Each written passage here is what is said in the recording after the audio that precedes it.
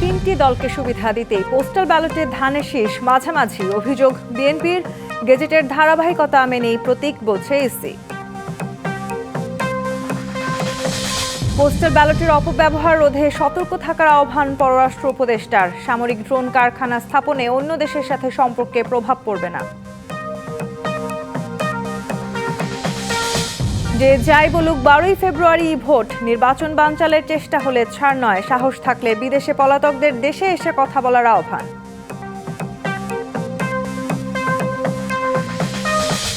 গুম করে শতাধিক খুন, সাবেক সেনা কর্মকর্তা জিয়াউল হাসানের বিচার শুরুর আদেশ। সাক্ষ্য দেবেন সাবেক সেনাপ্রধান ইকবাল করিম ভূঁইয়া।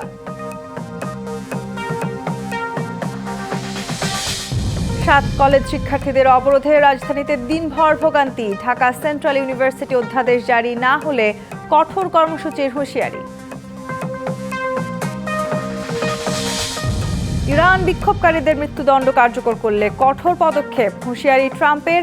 আক্রমণ হলে মধ্যপ্রাচ্যে মার্কিন ঘাঁটিতে পাল্টা হামলার হুমকি তেহরানের। তিনটি দলকে সুবিধা দিতেই পোস্টাল ব্যালটে ধানের শীষের প্রতীক মাঝামাঝিতে রাখা হয়েছে, এমন অভিযোগ করেছেন বিএনপির নির্বাচন পরিচালনা কমিটির চেয়ারম্যান নজরুল ইসলাম খান। এছাড়া ভুয়া এনআইডি কার্ড তৈরি করে একটি রাজনৈতিক দল নির্বাচন প্রক্রিয়ায় প্রতিবন্ধকতা সৃষ্টি করছে বলেও অভিযোগ করেন তিনি।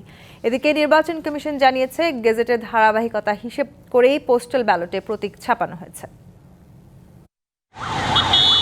জাতীয় নির্বাচনের দিন যতই এগিয়ে আসছে ততই মানুষের কৌতূহল বাড়ছে, কে পাবেন আগামী বাংলাদেশের পরিচালনার দায়িত্ব।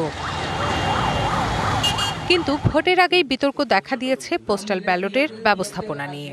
অনলাইনে ছড়িয়ে পড়া কয়েকটি ভিডিওতে দেখা গেছে কয়েকজন ব্যক্তির হাতে একাধিক পোস্টাল ব্যালট পেপার আর খামে ঠিকানা লেখা বাহরাইনের। এ নিয়ে উদ্বেগ জানিয়েছে বিএনপি। দলটির পক্ষ থেকে পোস্টাল ব্যালটে প্রতীক বিন্যাস নিয়েও আপত্তি জানানো হয়েছে। আপনারা এমনভাবে এই ব্যালট পেপারটা ছাপিয়েছেন, বিএনপির যে প্রতীক সেটা শেষ লাইনে মাঝামাঝি জায়গায়, যাতে করে এই পেপারটা ভাঁজ করলে তাহলে এটা পড়ে যাবে ঠিক মাঝখানে। কেউ যদি ভাঁজ পড়া অবস্থায় দেখে তাহলে প্রতীকটা পুরো দেখাই যাবে না। ভুয়া এনআইডি কার্ডের মাধ্যমে একটি রাজনৈতিক দল নির্বাচনী প্রক্রিয়ায় প্রতিবন্ধকতা সৃষ্টি করছে বলেও অভিযোগ করেন তিনি। একটি রাজনৈতিক দল দরিদ্র ভোটার যারা, বিশেষ করে একটু কম শিক্ষিত ভোটার যারা, তাদের বাড়ি বাড়ি গিয়ে এনআইডি কার্ডের ফটোকপি, ফোন নাম্বার এবং বিকাশ নাম্বার সংগ্রহ করছে। আমরা আশঙ্কা করছি যে তারা ভুয়া এনআইডি বানিয়ে জাল ভোট দেওয়ার চেষ্টা করতে পারে। তবে প্রতীক বিন্যাসের বিষয়ে নিজেদের অবস্থান পরিষ্কার করেছে নির্বাচন কমিশন। জানানো হয়, গেজেটের ধারাবাহিকতা হিসেব করে পোস্টাল ব্যালটে প্রতীক ছাপানো হয়েছে। আমার যতটুকু জানা আছে সেটা হচ্ছে যে আমাদের যে গেজেটটা পাবলিশ করা হয়েছে, সেই গেজেটের ধারাবাহিকতা যেভাবে আছে সেই অর্ডারেই করা হয়েছে। আর বাহরাইনের একটি ডেলিভারি পয়েন্ট থেকে অন্যের পোস্টাল ব্যালটের খাম সরবরাহের বিষয়টি দেশটির পোস্ট অফিস তদন্ত করবে বলেও জানান তিনি। কোনো ব্যতিক্রম হচ্ছে কিনা এই জিনিসগুলো তারা আমাদের প্রকারান্তরে জানাবে। Rifat Tasnova, DBC news, Dhaka. নির্বাচনে অনাকাঙ্ক্ষিত পরিস্থিতি এড়াতেই 15ই জানুয়ারি থেকে 1 মাস বাংলাদেশে অন অ্যারাইভাল ভিসা বন্ধ থাকবে। এই কথা জানিয়ে পররাষ্ট্র উপদেষ্টা তৌহিদ হোসেন বলেছেন, পোস্টাল ব্যালটের অপব্যবহার যাতে না হয় সে ব্যাপারে সতর্ক থাকতে হবে। চীনের সহায়তায় বাংলাদেশে সামরিক ড্রোন কারখানা স্থাপন নিয়ে অন্য কোনো দেশের সাথে সম্পর্কে প্রভাব পড়বে না বলেও জানান পররাষ্ট্র উপদেষ্টা। বুধবার সাংবাদিকদের মুখোমুখি হয়ে সমসাময়িক বিষয়ে নানা প্রশ্নের উত্তর দেন পররাষ্ট্র উপদেষ্টা তৌহিদ হোসেন। আমরা তো অফিশিয়ালি তাদের সাথে কমিউনিকেট অবশ্যই। বাহরাইনে এক বাসায় অনেক পোস্টাল ব্যালটের ভিডিও ছড়িয়ে পড়া নিয়ে কথা বলেন তিনি। এ ব্যাপারে এনকোয়ার করতে বলা হয়েছে, দেখা যাক আসলে ফলাফল কি দাঁড়ায়। রাজনীতি ক্ষেত্রে বিচরণ করেন তারা সবাই যে পারফেক্ট মানুষ তা তো না, কোনোখানেই পারফেক্ট মানুষ নেই। তো কেউ এটাকে মিসইউজ করার চেষ্টা করবে, এটা তো অবাক হওয়ার কিন্তু কিছু নেই। আমাদের চেষ্টা করতে হবে যেন মিসইউজ না হয়। চীনের সহায়তায় বাংলাদেশে হচ্ছে সামরিক ড্রোন তৈরির কারখানা। অন্য কোনো দেশের এতে নাখোশ হবার কিছু নেই মনে করেন পররাষ্ট্র উপদেষ্টা। আমাদের সামরিক বাহিনী সমূহের সক্ষমতা তো আমাদের বাড়াতে হবে, কারণ ধরুন এয়ারফোর্সের কথাই ধরুন, আমাদের এয়ারক্রাফটগুলি সবই অত্যন্ত পুরনো, অনেকগুলি সার্ভিসেবল অবস্থায়ও নেই। কাজে আমাদের একটা মিনিমাম কিছু ক্রয় করতে হবে। আমরা অবশ্যই এমন কিছু করব না যাতে করে কোনো একটি পক্ষের সাথে আমাদের সম্পর্কের অবনতি হতে পারে। নির্বাচনের কারণে বাংলাদেশে 1 মাসের অন অ্যারাইভাল ভিসা বন্ধ হচ্ছে নিশ্চিত করেন তৌহিদ হোসেন। জানেন যে নির্বাচনের সময় অনাকাঙ্ক্ষিত পরিবেশ সৃষ্টির চেষ্টা হতে পারে। অনেকেই যারা কাম্য না ঠিক তারা এসে হাজির হয়ে যেতে পারে। এই জন্য আমরা তো ভিসা বন্ধ করছি না, ভিসা নিয়ে আসুন, যে কেউ আসতে চান, যাদের পারপাস ঠিক থাকবে তাদেরকে আমরা আসতে দেবো। আরেক প্রশ্নের উত্তরে জানান, গাজায় সামরিক শক্তি পাঠানোর বিষয়ে কোনো সিদ্ধান্ত হয়নি এখনো। গাজায় যে আমরা ফোর্স পাঠাবো এই সিদ্ধান্ত এখনো হয়নি। ইশরাত জাহান উর্মি, ডিবিসি নিউজ, ঢাকা। যে যাই বলুক, 12ই ফেব্রুয়ারিতেই জাতীয় নির্বাচন। এর একদিন আগেও নয়, একদিন পরেও নয়, ভোট হবে সুষ্ঠু, শান্তিপূর্ণ, উৎসব মুখর পরিবেশে। যমুনায় প্রধান উপদেষ্টার সাথে মার্কিন 2 সাবেক কূটনীতিক আলবার্ট গম্বিস ও মর্স ট্যান সৌজন্য সাক্ষাৎ করতে গেলে এই কথা বলেন প্রধান উপদেষ্টা ডক্টর মোহাম্মদ ইউনূস। তিনি আরও বলেন, নির্বাচনে অন্তর্বর্তী সরকার সম্পূর্ণ নিরপেক্ষ থাকার পাশাপাশি সব রাজনৈতিক দলের জন্য সমান সুযোগ ও নিরপেক্ষ প্রশাসন নিশ্চিত করবে। নির্বাচন ঘিরে ব্যাপক ভুয়া খবর ও উদ্দেশ্যপ্রণোদিত বিভ্রান্তি ছড়ানো হচ্ছে বলেও জানান প্রধান উপদেষ্টা। তবে গণতান্ত্রিকভাবে নির্বাচিত সরকারের কাছে ক্ষমতা হস্তান্তরের অঙ্গীকারে অটল রয়েছে অন্তর্বর্তী সরকার। প্রধান উপদেষ্টা জানান, গণভোটে হ্যাঁ ভোটের পক্ষে প্রচারণা চালাচ্ছে সরকার।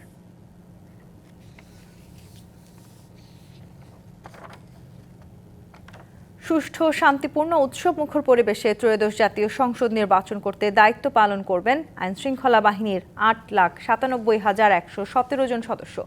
এর মধ্যে বিজিবি থেকে 37,453 জন সদস্য 61টি জেলায় নির্বাচনের দায়িত্ব পালন করবেন।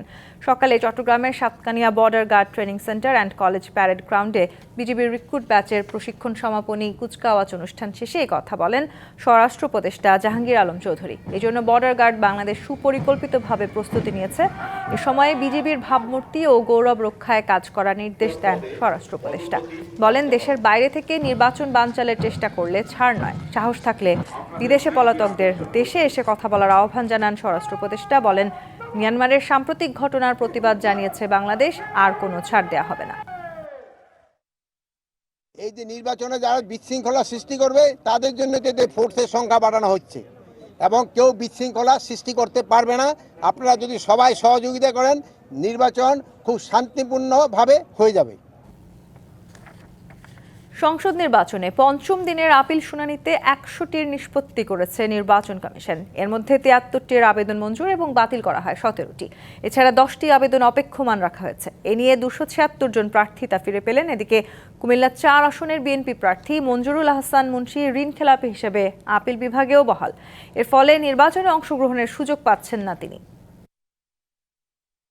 আসন্ন ত্রয়োদশ জাতীয় সংসদ নির্বাচনে প্রার্থিতা বাতিলের বিরুদ্ধে সংক্ষুব্ধদের আপিল শুনানি চলছে। বুধবার সকাল 10টা থেকে আগারগাঁওয়ের নির্বাচন কমিশন ভবনের সম্মেলন কক্ষে প্রার্থীদের উপস্থিতিতে এই শুনানি শুরু হয়। শুনানি শেষে গণমাধ্যমে প্রতিক্রিয়া জানান প্রার্থীরা। বলেন, নির্বাচনে স্বতন্ত্র প্রার্থীদের ক্ষেত্রে সংশ্লিষ্ট নির্বাচনী এলাকার 1% ভোটারের স্বাক্ষরযুক্ত তালিকা জমার বিধানই তাদের বিপাকে ফেলেছে, যা ভোটের পূর্বে ভোটারদের জন্য তৈরি করেছে অনিশ্চয়তা। এ নিয়ম বাতিলের দাবি জানান তারা। এই 1%-এর বিধানটা অগণতান্ত্রিক এবং এই 1%-এর বিধান স্বৈরতান্ত্রিকতার সৃষ্টি করে। কোন গণতান্ত্রিক দেশে এই 1%-এর বিধান থাকতে পারে না। আমার নমিনেশন বাতিল করা হয়েছে। আজকে আমরা আপিল শুনানিতে অংশগ্রহণ করে আমার নমিনেশন ফেরত পেয়েছি। এদিন বাংলাদেশ কমিউনিস্ট পার্টির 4টি আবেদনের মধ্যে সবগুলোর বৈধতা পাওয়া যায়। পাশাপাশি বেশিরভাগ স্বতন্ত্র প্রার্থীর মনোনয়নপত্র বৈধ ঘোষিত হয়। পঞ্চম দিনের মতন আপিল শুনানি করেছি। আজকে আমাদের মোট 100টা আপিল আমরা রিজলভ করেছি। তার ভিতরে 73টা অ্যাপ্রুভ করা হয়েছে, 17টা রিজেক্ট করা হয়েছে, আর 10টার শুনানি ডেফার করা হয়েছে। দিনব্যাপী 281 নাম্বার থেকে শুরু করে 380 পর্যন্ত আবেদনের শুনানি অনুষ্ঠিত হওয়ার কথা রয়েছে। নূপুর মাহমুদ, ডিবিসি নিউজ, ঢাকা। ঐক্যমতের ভিত্তিতে স্বাক্ষরিত জুলাই জাতীয় সনদ অক্ষরে অক্ষরে বাস্তবায়নে প্রতিশ্রুতিবদ্ধ বিএনপি। কথা বলেছেন দলটির স্থায়ী কমিটির সদস্য সালাউদ্দিন আহমেদ। দুপুরে কক্সবাজারের পেকুয়া উপজেলার ওলামা মাশায়েখ সম্মেলন ও মেধাবৃত্তি পরীক্ষায় উত্তীর্ণ ছাত্রছাত্রীদের মাঝে পুরস্কার বিতরণী অনুষ্ঠানে প্রধান অতিথি হিসেবে অংশ নেন তিনি। বক্তৃতায় সালাউদ্দিন বলেন, বিএনপির রাজনীতি দেশের মানুষের জন্য শান্তি শৃঙ্খলা প্রতিষ্ঠা, গণতান্ত্রিক ও সাংবিধানিক অধিকার নিশ্চিত করার জন্য। এসব অধিকার প্রতিষ্ঠার জন্য সবাইকে ঐক্যবদ্ধ হওয়ার আহ্বান জানান তিনি।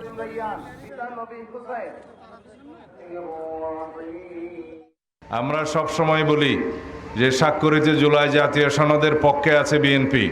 স্বাক্ষরিত জুলাই জাতীয় সনদ যেটা ঐক্যমতের ভিত্তিতে স্বাক্ষরিত হয়েছে তার প্রত্যেকটি আমরা বাস্তবায়ন করব ইনশাআল্লাহ। অক্ষরে অক্ষরে জুলাই জাতীয় সনদের প্রত্যেকটি প্রস্তাব আমরা যেটা ঐক্যমতের ভিত্তিতে স্বাক্ষরিত হয়েছে সেটা আমরা বাস্তবায়ন করব।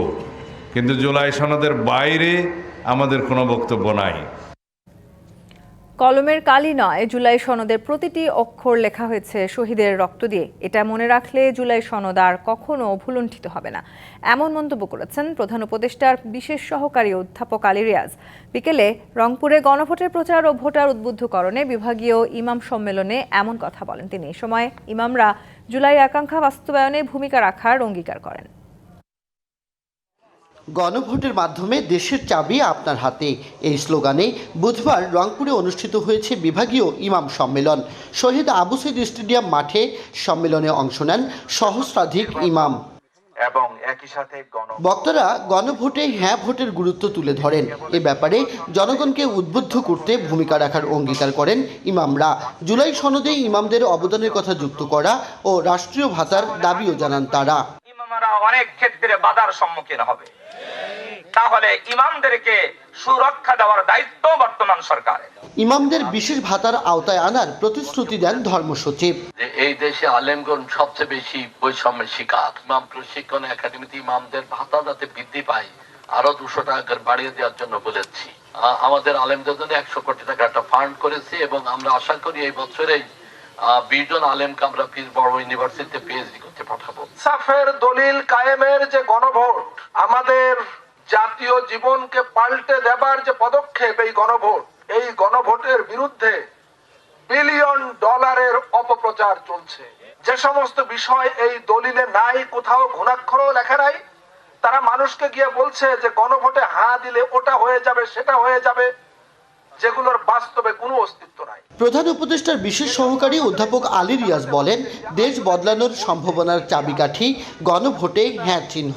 আগামী নির্বাচনে মানুষকে ভোটমুখী করতে ইমামদের বিশেষ ভূমিকা রাখার আহ্বান তার।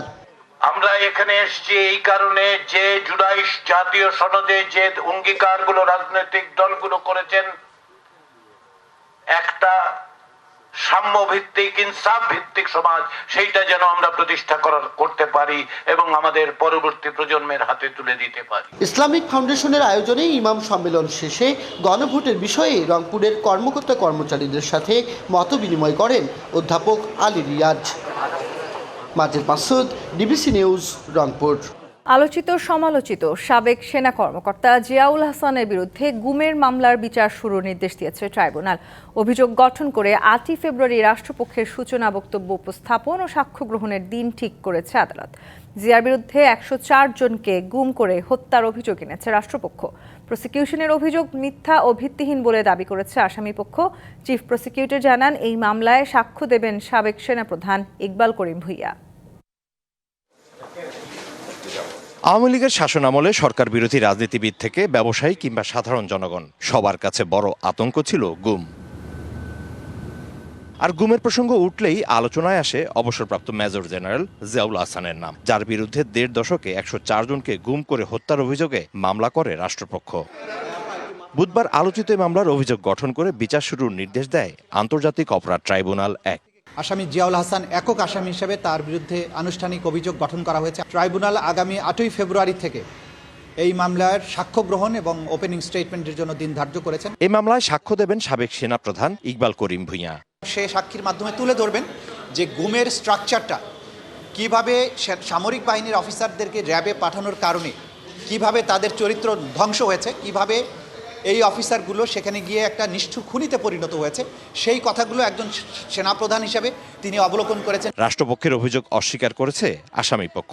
উনি সমস্ত সরকারের আমলে 1994 সাল থেকে এই 2024 সাল পর্যন্ত উনি বিভিন্ন পুরস্কারে ভূষিত হয়েছেন। যে অভিযোগগুলো নিয়ে আসা হয়েছে এগুলো সবগুলোই মিথ্যা এবং ভিত্তিহীন।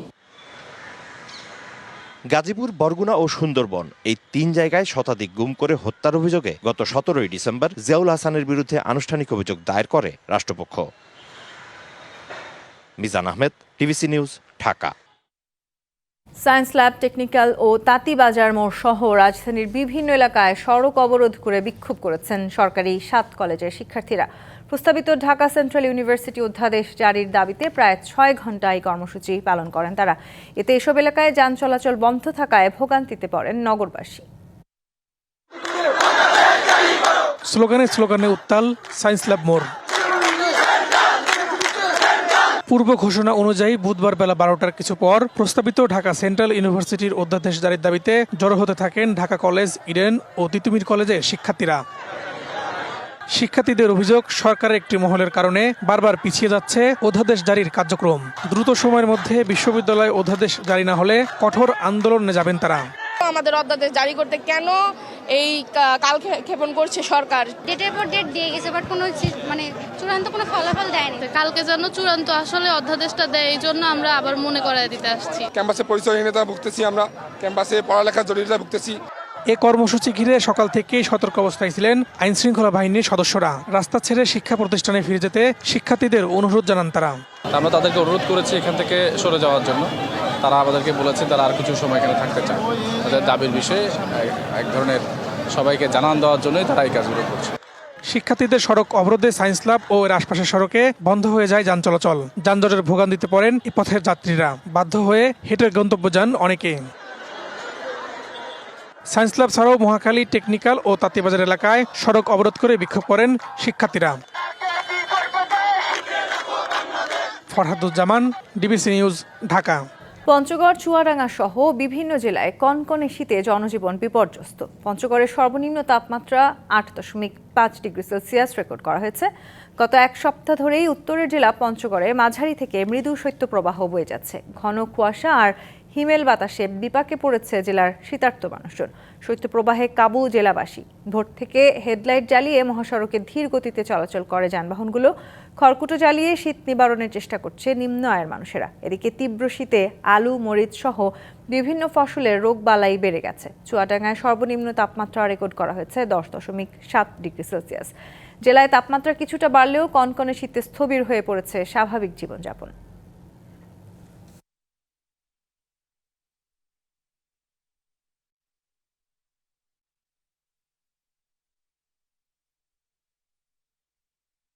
ঠান্ডা খান খুবই কুয়াশাও খুব, বাতাস বজে, এতে ঠান্ডা খান কুয়াশা বেশি হয়ে গেছে। আমার তো কর্ম করে খাওয়া লাগে, ঠান্ডার কারণে তো লদি না ভাইয়া যায় না। কাজে যাইতে তো কষ্টই হয়। কালকের থেকে মনে করেন যে আজকে বাতাস বেশি, ঠান্ডা বেশি, তো আস্তে আস্তে ঠান্ডাটা বাড়তেছে। পুরান ঢাকার আকাশ মানে রঙের উৎসব। ছাদের কিনারা আর নীল আকাশ জুড়ে শত শত রঙিন ঘুড়ি। আজ ঐতিহ্যবাহী সাকরাইন, যা শুধু একটি উৎসব নয়, পুরান ঢাকার আত্মার এক অনন্য প্রকাশ। ঘুড়ির সুতোয় জড়িয়ে আছে শত বছরের সংস্কৃতি আর উৎসবের উচ্ছ্বাস। মকর সংক্রান্তির এই দিনে বছরের পর বছর ধরে পুরান ঢাকায় ফিরে আসে সাকরাইনের আনন্দ। সকাল থেকে ঘুড়ি ওড়াতে ব্যস্ত শিশু কিশোর থেকে শুরু করে তরুণ প্রবীণ সবাই। লাল, নীল, হলুদ, সবুজ নানান রঙের ঘুড়িতে ভরে ওঠে পুরান ঢাকার আকাশ। কোথাও চলে ঘুড়ি কাটাকাটির প্রতিযোগিতা, কোথাও আবার ছাদে ছাদে জমজমাট উৎসবের আড্ডা। শুধু ঘুড়ি নয়, সন্ধ্যা নামতেই শুরু হয় সাকরাইনের আরেক রূপ, আতশবাজি। ফানুসের আলোয় আলোকিত হয়ে ওঠে পুরো আকাশ। এটা আমরা সবসময় কালচারাল ফাংশনটা করি পৌষের শেষে এরকম সময়তেই। পিঠা, পায়েস এটার আয়োজন করা হয়। আমাদের সনাতন রিচুয়াল অনুযায়ী আমরা এই দিনটা পূজা করি। প্রজন্ম থেকে প্রজন্মে বয়ে চলা এই উৎসব শুধু একটি দিন নয়, পুরান ঢাকার চিরন্তন ঐতিহ্য। তো এত দূর আসি শুধু এই প্রোগ্রামটার জন্য, আর খুব বেশি এনজয় করি সব ফ্রেন্ডরা মিলে। এটা আমাদের পুরান ঢাকাবাসীদের জন্য একটা ঐতিহ্য বলতে পারেন আপনারা। And Shakrain is always best. প্রতি বছর আমরা ঈদের মতো এই দিনটার জন্য অপেক্ষা করতে থাকি, আর এই উৎসবটা উদযাপন না করলে আমাদেরকে পুরান ঢাকার মনেই হয় না। আধুনিকতার ছোঁয়ায় এতে যুক্ত হয়েছে ডিজে পার্টি। আগে যেমন আর কি এই ধরনের ডিজে পার্টি ছিল না, কিন্তু এখন আর কি ডিজে পার্টি হওয়াতে আমরা আরো অনেক বেশি আর কি উদযাপন করি। সাকরাইন মানে শুধু ঘুড়ি উড়ানো নয়, এটি পুরান ঢাকার মানুষের মিলন মেলা, যেখানে বয়স, পেশা কিংবা ব্যস্ততা সবকিছু ছাপিয়ে উৎসবেই হয়ে ওঠে মুখ্য।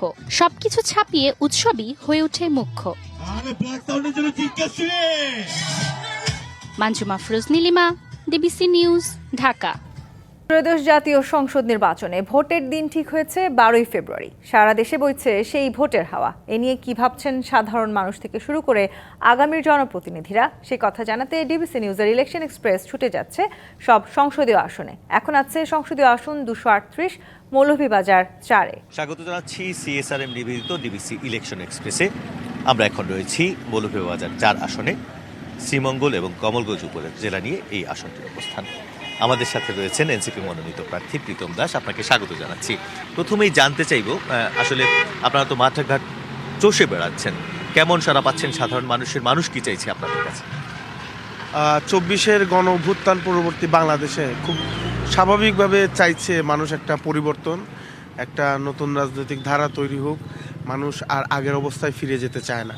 সবার প্রত্যাশা বাংলাদেশ আবার নতুনভাবে সাজবে এবং বিগত দিনে যা হয়েছে এবং যে ফ্যাসিজমের উত্থান হয়েছে এখানে, মানুষ নতুন করে আর কোনো ফ্যাসিস্ট দেখতে চায় না। সেই জন্য মানুষের রাজনীতিতে একটা নতুন রাজনৈতিক বন্দোবস্তের প্রত্যাশা করছে। আমরা ব্যাপকভাবে সাড়া পাচ্ছি। এই আসনের যে অবস্থান আমরা দেখলাম যে বিভিন্ন ধরনের জাতিগোষ্ঠীর মানুষ রয়েছে, ক্ষুদ্র নৃতাত্ত্বিক জনগোষ্ঠী, চা শ্রমিক সম্প্রদায়ের বড় একটা অবস্থান, তাদেরও অনেক সুখ দুঃখের কথা আমাদেরকে তারা জানিয়েছেন। তো সামগ্রিক বিষয়ে আপনাদের কোর পরিকল্পনাটা কি, একদম যদি বলেন মোটা দাগে? আমি এনসিপির এখানের প্রার্থী হিসেবে আপনারা অনেকেই জানেন যে আমি চা শ্রমিকদের যে আন্দোলন, সেই আন্দোলনে অংশগ্রহণ করতে গিয়ে বিগত ফ্যাসিস্ট সরকারের আমলে 131 দিন জেল খেটেছি, হামলার শিকার হয়েছি, নির্যাতনের শিকার হয়েছি। আমাদের এখানে সবচেয়ে সুবিধাবঞ্চিত মানুষ হচ্ছেন আমাদের চা শ্রমিকরা, এবং এই চা শ্রমিকদের যে ভোট এখানে সবচেয়ে বেশি, এবং চা শ্রমিকদের ভোটেই এখানে সংসদ সদস্য নির্বাচিত হন। বিগত যতগুলো নির্বাচন সুষ্ঠুভাবে হয়েছে সেগুলোতেও দেখা গেছে যে চা শ্রমিকরাই এখানে নির্ধারণ করেন যে এখানে কে এমপি হবেন বা চেয়ারম্যান হবেন। কিন্তু সব সময়ই যারা নির্বাচিত হয়েছেন তাদেরকে উপেক্ষা করে আসছেন। আমরা আমাদের ইস্তেহার বা দাবিনামায় সুনির্দিষ্টভাবে চা শ্রমিকদের যে চাওয়া সেগুলোকে অ্যাড্রেস করে আমরা আমাদের নির্বাচনী প্রচারণা চালাবো। এছাড়াও সেক্ষেত্রে তো অনেক একটা জায়গা আপনারা আসুন, তো সেক্ষেত্রে তো অনেক আসলে অগোছালো ভাব রয়েছে, সে বিষয়ে কি প্ল্যান?